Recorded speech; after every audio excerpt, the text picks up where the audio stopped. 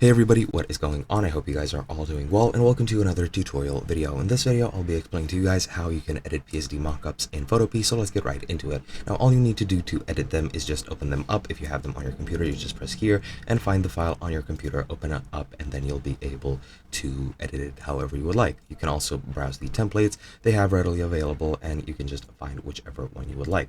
For example, let's say this one, and when it loads up, you will see it'll enter this loading screen or this editing screen, and then I can change it however I would like. Now, for example, I can add whatever I would like. Text, I could color it differently, do whatever. But if you want to change the actual text in this, for example, you just need to go into your logo. As you can see here, double click on this rectangle and you'll see the text here.